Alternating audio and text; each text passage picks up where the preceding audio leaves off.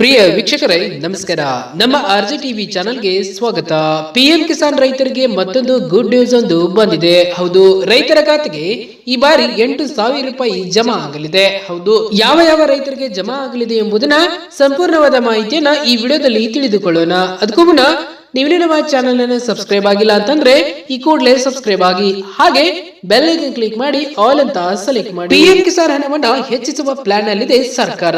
ಹಾಗಿದ್ರೆ ಸರ್ಕಾರ ಯಾವ ನಿರ್ಧಾರ ಕೈಗೊಳ್ಳುವ ಸಾಧ್ಯತೆ ಇದೆ, ಇದರ ಬಗ್ಗೆ ಸಂಪೂರ್ಣವಾದ ಮಾಹಿತಿಯನ್ನ ಇಲ್ಲಿ ತಿಳಿದುಕೊಳ್ಳೋಣ. ಕೇಂದ್ರ ಸರ್ಕಾರ ಇದೀಗ ರೈತರಿಗೆ ಸಿಹಿ ಸುದ್ದಿ ನೀಡಲು ಸಿದ್ಧವಾಗಿದೆ.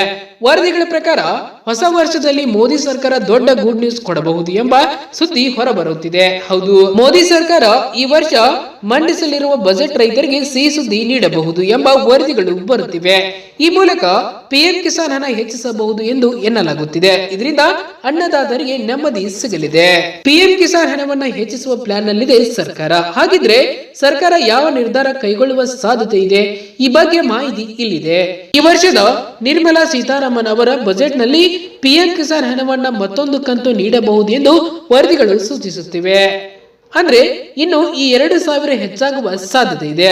ಸದ್ಯ 3 ಕಂತುಗಳಲ್ಲಿ ಹಣ ಬರುತ್ತಿದೆ. ಇದುವರೆಗೆ ವರ್ಷಕ್ಕೆ ಒಟ್ಟು 6,000 ಬರುತ್ತಿತ್ತು. ಆದ್ರೆ ಇನ್ನು ಮುಂದೆ ಮತ್ತೊಂದು ಕಂತು ನೀಡುವ ಜೊತೆಗೆ 8,000 ಹೆಚ್ಚಿಸುವ ಸಾಧ್ಯತೆ ಇದೆ.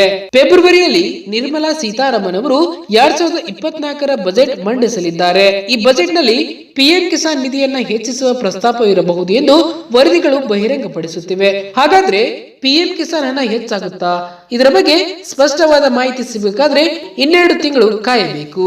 ಜೊತೆಗೆ 2024ರಲ್ಲಿ ಲೋಕಸಭಾ ಚುನಾವಣೆ ನಡೆಯಲಿದೆ. ಹಾಗಾಗಿ ಕೇಂದ್ರ ಬಜೆಟ್ ನಲ್ಲಿ ಪ್ರಧಾನಮಂತ್ರಿ ಕಿಸಾನ್ ಯೋಜನೆಯಲ್ಲಿ ಹೆಚ್ಚಳವನ್ನ ಸರ್ಕಾರ ಮಾಡುತ್ತಿದೆ. ಹೌದು, ಹಾಗಾಗಿ ಕೇಂದ್ರ ಬಜೆಟ್ ನಲ್ಲಿ ಪ್ರಧಾನಮಂತ್ರಿ ಕಿಸಾನ್ ಸನ್ಮಾನ್ ನಿಧಿ ಯೋಜನೆಯಲ್ಲಿ ಹೆಚ್ಚಳವನ್ನ ಸರ್ಕಾರ ಪ್ರಸ್ತಾಪಿಸಬಹುದು ಎಂದು ನಿರೀಕ್ಷೆಗಳಿವೆ. ಆದ್ರೆ ಸರ್ಕಾರ ಯಾವ ನಿರ್ಧಾರ ತೆಗೆದುಕೊಳ್ಳುತ್ತದೆ ಎಂಬುದನ್ನ ಕಾದು ನೋಡಬೇಕಿದೆ.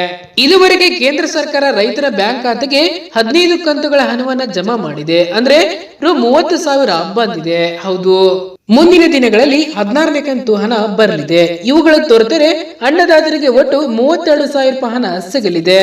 ಯಾವುದೇ ರೈತರು ಪಿಎಂ ಕಿಸಾನ್ ಯೋಜನೆಗೆ ಸೇರಲು ಬಯಸಿದರೆ ಅವರು ಪಿಎಂ ಕಿಸಾನ್ ಸೈಟ್ಗೆ ಹೋಗಿ ನೇರವಾಗಿ ಸೇರಿಕೊಳ್ಳಬಹುದು. ಹೌದು, ಪಡಿತರ ಚೀಟಿ, ಆಧಾರ್ ಕಾರ್ಡ್, ಜಮೀನಿನ ಪಟ್ಟ, ಪಾಸ್ಬುಕ್, ಬ್ಯಾಂಕ್ ಖಾತೆ ಸಂಖ್ಯೆ ಮುಂತಾದ ವಿವರಗಳು ಸಾಕು. ಬ್ಯಾಂಕ್ ಖಾತೆ ಮತ್ತು ಆಧಾರ್ ಜೊತೆ ಮೊಬೈಲ್ ಲಿಂಕ್ ಮಾಡಿಸಬೇಕು. ಧನ್ಯವಾದಗಳು.